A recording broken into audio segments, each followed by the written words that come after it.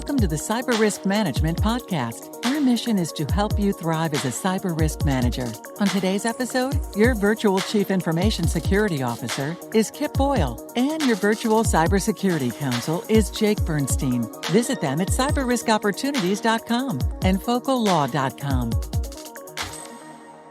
So, Kip, what are we going to talk about today? Hey, Jake, we're going to talk about how business leaders can quickly and profitably close deals with their cybersecurity intensive customers. So, I guess the first question is, what does that mean? What's an example of this? We see this all the time. So this comes up when a lightly regulated firm is trying to sell to a heavily regulated firm. And the heavily regulated firm is big and has a formal third-party cyber risk management program. And they are scrutinizing the heck out of all of these vendors that are taking possession of sensitive information or have access to sensitive information. So obviously we see this quite a bit in our work, but what is it like to go to kind of shift mindset from you and I are risk managers to that of our customers when we are talking about this? It is really freaking hard. I mean, it is really, really hard. I got to say, in my own professional journey, 5 years ago, when I became an entrepreneur, when I launched Cyber Risk Opportunities, that was the first time that I was ever truly responsible for a profit and loss operation, where I really had to look and scrutinize what money was coming in, what money was going out, what things did I have to spend money on, what things could I spend money on, and all that stuff. And so that was the first time that I really was immersed in a business, responsibility like that. I had interacted with lines of business leaders in the past, and I'd heard them talk about their struggles and seen the financial reports and everything, but now I'm living it. But even that really wasn't enough. I have had to really stretch myself even more, because when I'm sitting down with a customer, I put my CISO hat on, right? Well, that's what they pay you for. Yes. And so I go right back to being a professional paranoid, and I try to manage their cyber risk. And I don't always have their perspective front of mind. It's a real challenge. What about for you? This is, in a word, the challenge that I think lawyers face on a constant basis with clients is that, we are trying to advise them on the legal issues, and you have to always balance that with the business issues. What this is the same idea from a cybersecurity focus, and it is just as true in my area as it is as a CISO. Whether you're a cybersecurity lawyer or any kind of business advice lawyer, this is a major issue. Yeah, and I find myself more and more and more trying to put on the thinking cap of my customers, because when they say to me, what should we do about XYZ? Well, I immediately want to put in the most beautiful solution available, right, to help them. And the big thing they're thinking about is, ye gods, can I afford that?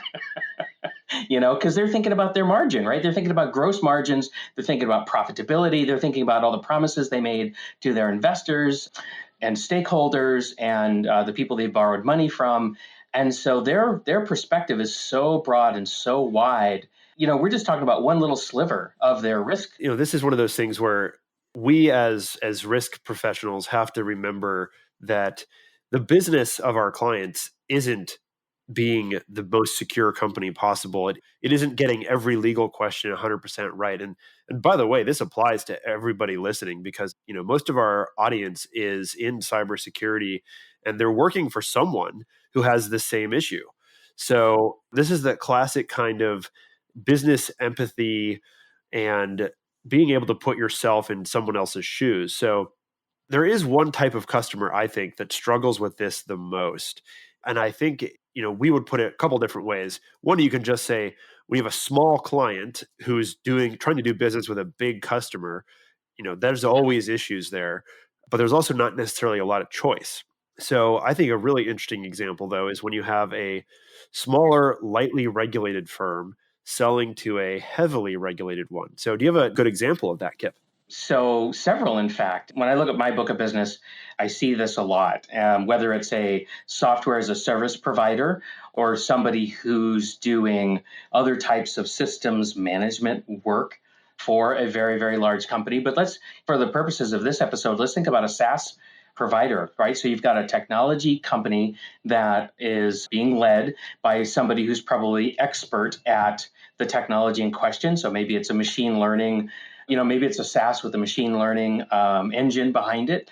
And so they're trying to say to a bank or a insurance company, hey, we can greatly improve your efficiency at, whether it's, for insurance, it might be processing claims, or for banks, it might be collecting bad debt or something like that. So this technology company is saying, we can make you way, way, way more efficient.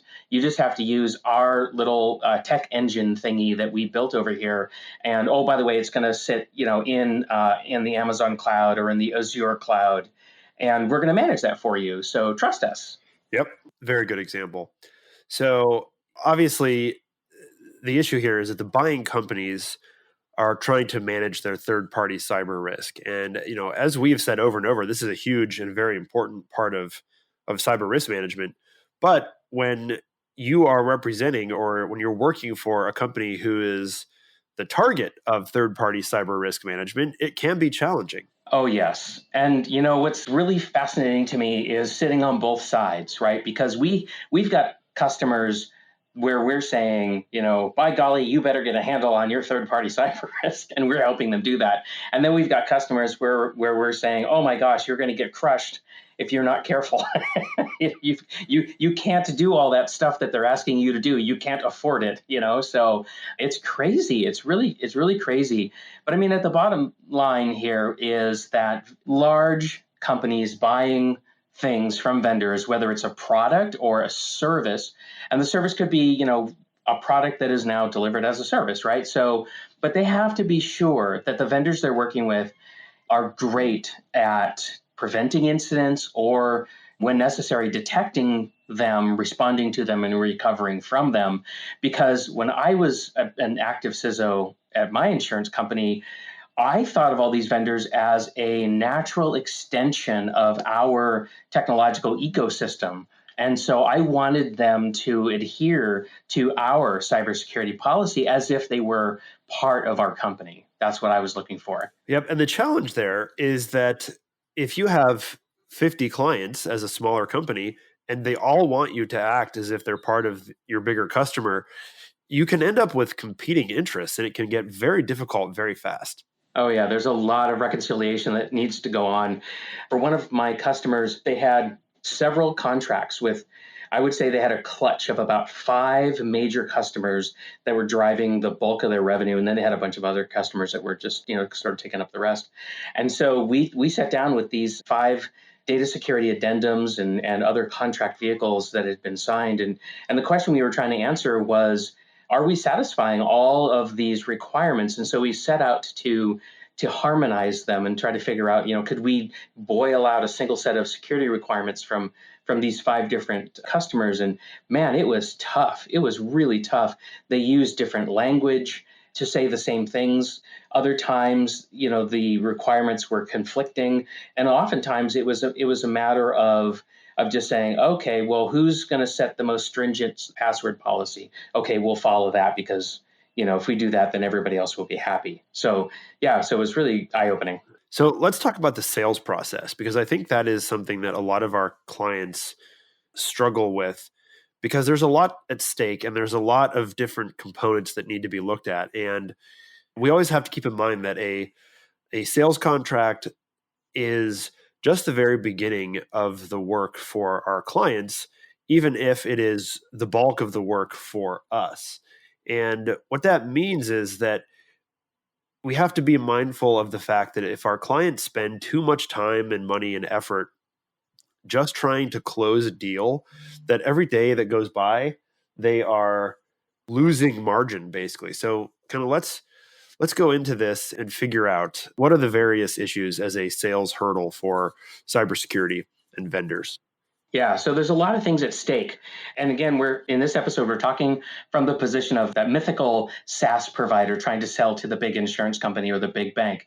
And so if you're the leader of that SaaS company, let's say you're the CEO, you're talking to the CIO or whoever your vice president of technology is, and you're showing them this data security addendum that you've never seen before. Well, if you're the CEO, you're thinking, oh my gosh, how long is this going to take? Am I going to lose momentum on this deal because it looked like they were ready to sign yesterday? They really need us, but then all of a sudden their security team dropped this data security addendum in here.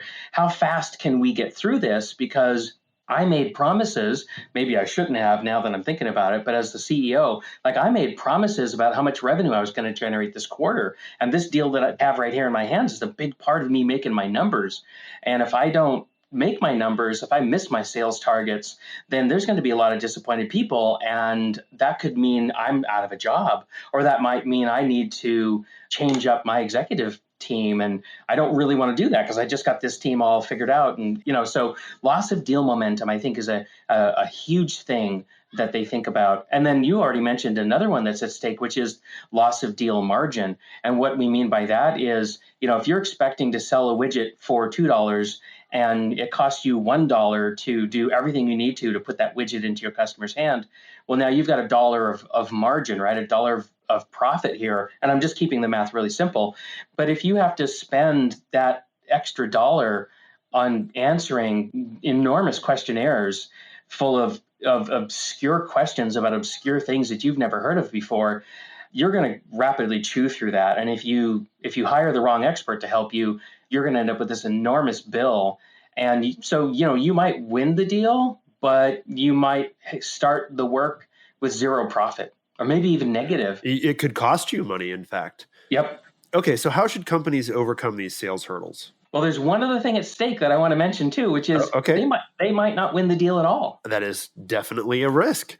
Yeah. I mean, could you imagine doing all this pre-sales due diligence and then come to find out that the customer's confidence in you drops so low because you didn't handle that well that they pass, right? So now you're even worse off because you had all this deal momentum. You thought you were going to close it and they pass, but you spent a lot of money trying to convince them that they shouldn't pass, but they did. And so now you're even worse off than you were before. And so I see company leaders really struggling with this. Well, and what's interesting is that we obviously, we have some clients where we are advising them on the third-party risk guidance. And so we know that even if the teams inside the potential customer are excited about a given vendor, we have built programs where if a vendor doesn't pass the cybersecurity, evaluation process, then they can't necessarily hire them. So again, it's a situation where we see it from both sides, and it's very, very, very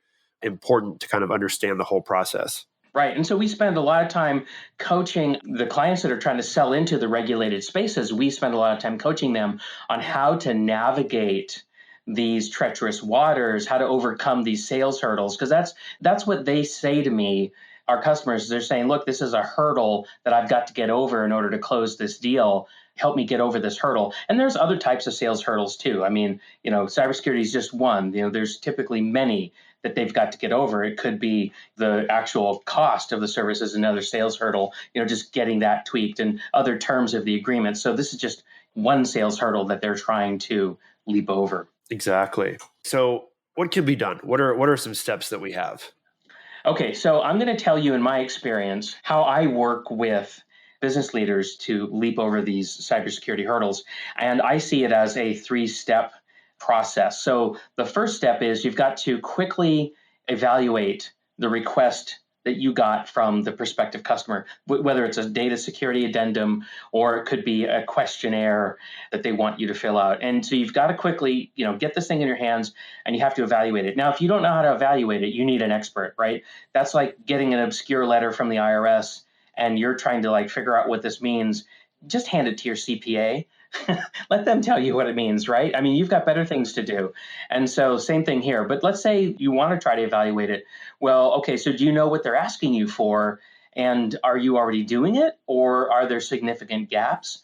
And I try to help business leaders remember that this isn't just what your customers want, because your cyber risks are considerable too. And so you don't want to treat those as two separate problems. That's very, very costly. You want to push those together, and you want to spend every dollar you spend on cybersecurity should do two things. It should make your cyber risk more manageable, and it should make customers feel better about doing business with you, right? You don't want to spend a dollar to make customers feel better and then turn around and spend a different dollar to manage your own cyber risk. That's not the way to go. That will cut into your margin like nothing else. Big time. And I've seen people grow their cybersecurity program incrementally as sales opportunities arise. And oh my God, what a mess that is, just out of control. Well, there's a big risk with that too, which is it's a classic chicken and the egg problem. And I've seen this happen, particularly to younger companies where they can't get business without a certain level of cyber risk management, but they can't necessarily do the cyber risk management until they have the business. And so you really have to get it all together before you go out there and try to make too many sales, or you could be stuck. And you've got to do it smartly, iteratively, ethically. I mean, I can see the tension with these business leaders, right? On the one hand, they just want to warrant that they have it, and then they want to take the risk that they'll never have to use it because they never really did have it, right? This ability to do this stuff. So they just want it to be like a contract warranty that they hope that they never have to deal with. But on the other hand, they also know that something could materialize and they could lose their whole business over it. So most of the business leaders that I've interacted with, want to do the right thing, but there's so many competing forces acting on them. It's really, really hard. Now, back to evaluating the request, just a couple more things you got to look at. So will the time that you need to respond to the request actually decrease your deal momentum? Often it does. And then the cost, right? We talked about this. How much will it cost you to respond to the request? Is that going to consume all your deal margin? So these are the major factors that you need to be clear about in step one, which is quickly evaluating this request. The next thing you need to do is you need to figure out how are you actually going to respond based on what you learned from evaluating the request. So now this is going to depend on your maturity level, right? So if you've gone through this a lot, then you're probably in a better situation, or you could be in a better situation than if you haven't had a lot of experience with this. But if you've gone through it a lot and you've been making it up as you go along all the way, then it's still a scramble every time. And I don't think that's ideal. But okay, step two is how you're going to respond. Now, maybe you've got a position paper, a marketing paper that you can give to a prospective customer that kind of outlines, how do you do cyber risk management? How do you do cybersecurity for your product or your service? You might have an outside attestation letter, like an informal one, where you hired a consultant to come in and take a look at what you're doing and give you advice. Not the same as an audit, not the same as a SOC 2 or something like that, but something, a little bit more rigorous than just, your own assertion. Or maybe you have a SOC 2 report. And if you do, then you can probably stop listening to the episode right now, because you've got kind of the ultimate power as I see it these days. It costs a lot of money. But let's say you don't have that stuff. Let's say you don't have a SOC 2 report. Well, if you're in the cloud, then your cloud providers have SOC 2 reports. So get those and make sure you use those, because that's probably where most of your production computing equipment and services are hosted, right? So you can provide those reports.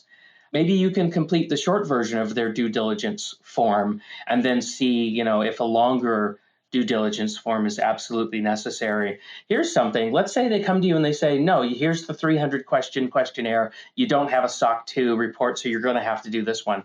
Okay, well, try to figure out how many hours that's going to take, and then go back to them and say, based on the price point that we're offering the service to you, we can put like maybe 2 hours into this long due diligence form. But if you want us to do the whole thing, we're willing to do that, but you're going to need to pay us. You're going to need to help cover those costs, because it's just, I can't offer you this service at this price point with this much due diligence up front, especially if I don't know if we're going to close the deal, right? So you should push back. And I've had several cases where I've worked with business leaders where they've pushed back like that, and they've actually been funded by the prospective customer, the large enterprise, to go through the due diligence. So if you've never thought of doing that, if you're in the audience and you've never thought of doing that, you should start thinking about that. And if that doesn't work, then maybe you need to raise your prices, because if a lot of your customers are asking you to do this due diligence, then maybe you need to raise your prices so that you can afford to do it as a pre-sales activity. Exactly. It has to be built into the margin. Another strategy I've seen too is being able to build a database of these requests and then kind of pre-answer them, that can help. Well, I think we're going to get there, won't we? Yeah, so that's kind of like a knowledge base, right? So assembling a knowledge base of your previous responses, and that's helpful. It's still a lot of work, trust me. I mean, it takes an 8-hour due diligence maybe down to 6 or 4, because you still have to sort through. As I said before, when we were comparing those 5 contracts, you'd get 2 companies saying the same thing, but they used very different words. So if you're going to use some kind of like keyword search or something in a knowledge base, the first couple of times you do that, you may not come up with anything, even though there's something really good in there. So it's going to take you a while to find the pre-canned answers that you've been compiling. And if anybody out there knows a great way to do that, please let me know, because I'm always looking for something that'll do better. Well, and I've witnessed another downfall of the knowledge base, which is it can overly rely on people who don't really understand the questions. And then what they do is they end up finding answers that just don't work. Right. So you kind of get this terrible matchup between what the question says, and by the time the answer gets back to the questioner, they don't get it. Like it's like it doesn't pencil for them.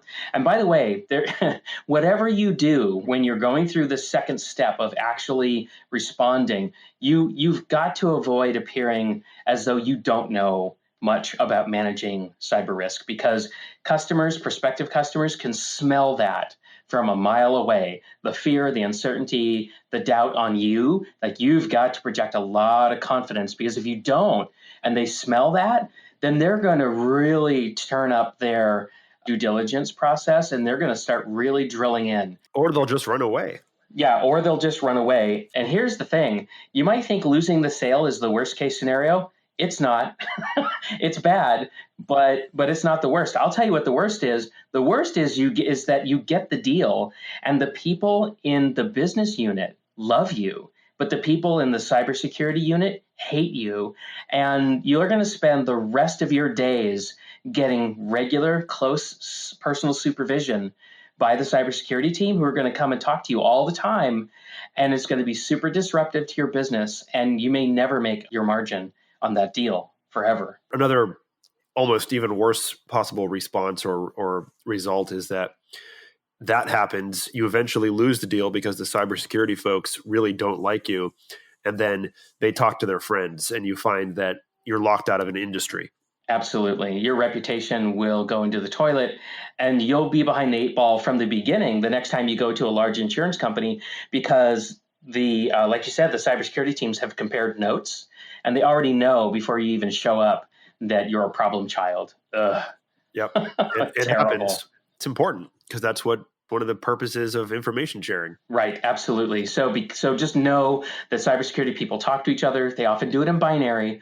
So, you can't understand it, but they do talk. And your reputation as a secure provider is either going to go up or down, based on how you interact with these teams and how you handle yourself through the due diligence process. So you are going to get a reputation one way or the other. But okay, so this is step 2, right? So we're talking about how do you actually respond to the request. And again, I'm just going to tell you that if this stuff all seems crazy to you, or you're just thinking to yourself, I can do that, but there's so many other things I can do with my time, get an expert. Yes. Get the expert. Get the expert. Now, there's a third step that we want to talk about, which is, how are you going to handle future requests for cyber risk due diligence? Okay, so we talked about the one-off situation, but really you need to think about, how are you going to deal with this on a going forward basis? I see a couple of choices here. You could either continue to deal with it on an ad hoc basis, which we've kind of talked about in the first step, right? Which is, evaluating what's being asked for. The risk there, right, is that you're going to incrementally build a patchwork cybersecurity program that is just too big for you as a small company. And so that's not where you want to end up at all. You're going to end up with all these gaps, these overlaps, duplicate spending. It's going to be very poorly optimized. And it's just going to really, at the end of the day, it's just going to be like this Potemkin village that looks really great from your customer's perspective. But, there's nothing going on there. Another issue is that if you try too hard to satisfy your customers' requests, then they will take you to the cleaners. A giant insurance company is going to demand that you, as a small SaaS provider, have enterprise class systems and solutions in place. And you can't afford that. I'm telling you right now, you cannot afford that. You've got to stick to your guns, and you've got to tell them, like, there's no way I'm going to implement Splunk. I can't do it. We're not big enough. I don't have the manpower to do it. And if you make me do it, then I'll have it, but I probably won't do anything with it. It's just going to sit there, and you'll get blinky light security. And we've talked about how effective that is. It is. And the other part too is to keep in mind that to push back on people to say, I'm not an enterprise. I don't need enterprise class security systems. In fact, they're often counterproductive. And I think that is a really important thing to say, because if you just push back and say, it's too expensive for us, the response you get may be, well, you're not taking security seriously enough, so we're not going to use you. Whereas if you say, look, we have our own reasonable cybersecurity program that we put in place that is specific to us and our size, and we are completely comfortable with our system and its defensibility. We know how to use it. We know how to use it. That is a much more confident and reassuring response than, particularly if you just submit and buy something that doesn't look good on many different ways, and it destroys your margin, and it's, the negatives go on and on. It does. It really does.